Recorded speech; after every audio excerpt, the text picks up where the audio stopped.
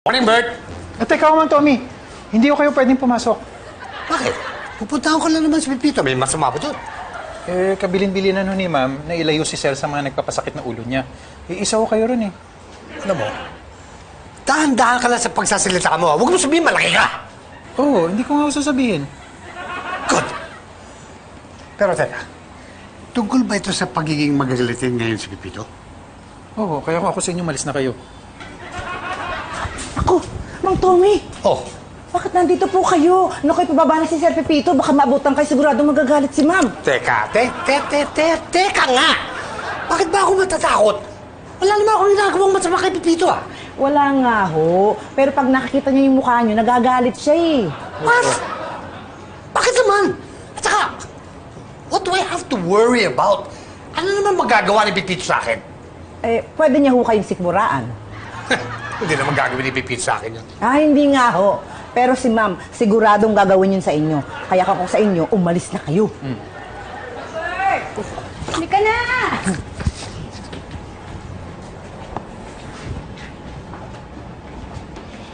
Tara. Saan ho tayo pupunta?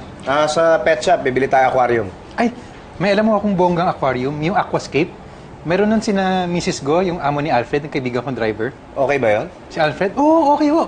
Pogi na mabait pa. Hindi si Alfred. Yung sinasabi mo, yung ano yun? Aquascape. Kung sa lupa, mayroon tayong tinatawag na landscape. Sa aquarium naman, mayroon tayong ginagawang aquascape na ganito ginagawa ng aqua design a mano. Maglalagay tayo ng bato, halaman, kahoy, saka lupa para mas maganda yung design ng aquarium mo sa loob ng bahay. Ano pong kaibahan nitong Aquascape Aquarium sa mga regular na aquarium na meron tayo sa bahay? Ang kakaiba nito, ma'am, yung lupa niya, kakaiba, sagad ng nutrients, kaya nabubuhay yung halaman. May nilalagay kaming oxygen para sa halaman. Mas madali ba o mahirap i-maintain itong Aquascape Aquarium? Mas madali lang po siya linisin, ma'am, kaysa ordinaryong aquarium. Kasi itong linis po dito sa aquarium na to, gugupit ka lang ng halaman pag yung tumataas na sila. Hindi siya madaling dumumi? Hindi po. Hindi rin siya nilulumot. Wow! Ganda naman. Magpasalamat kayo kay Robert. Siya nagsabi sa amin tungkol dyan. Wala po yan, ma'am.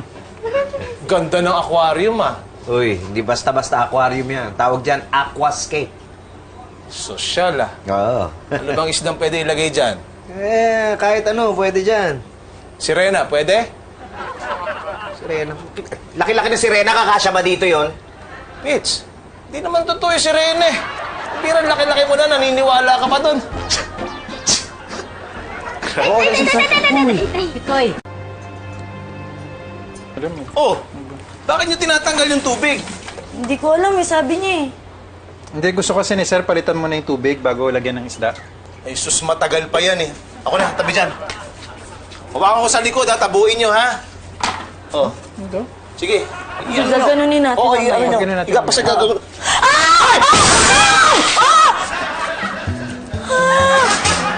Ano ginawa mo? Hindi. Bulabog ka. May paano gagawin?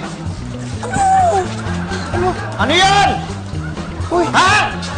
Sir! Ano yan? Ala!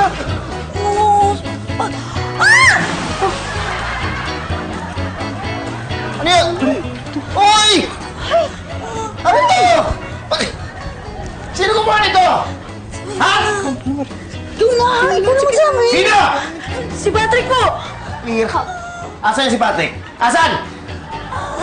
Ikaw na. Asan? Patrick! Patrick! Saan ka? Lumabas ka, ay! Patrick! Saan punta yun, ha? Ikaw naman talaga. Hoy!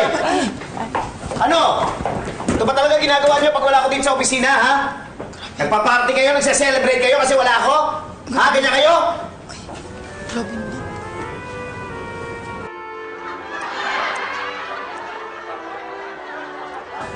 Sorry, sir. Sorry po. Mitch.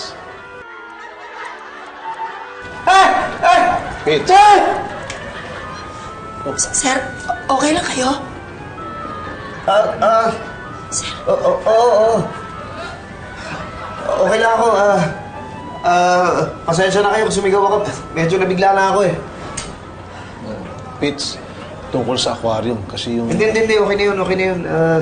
Medyo matindi lang talaga yung galit ko nung panahon na yun. Pero wala yun. Huwag mo na itindihin yun. Pasensya na uli, ha? Pasensya na sa inyo lahat, ha? Alam niyo naman, hindi naman ako ganun kasungit talaga, di ba?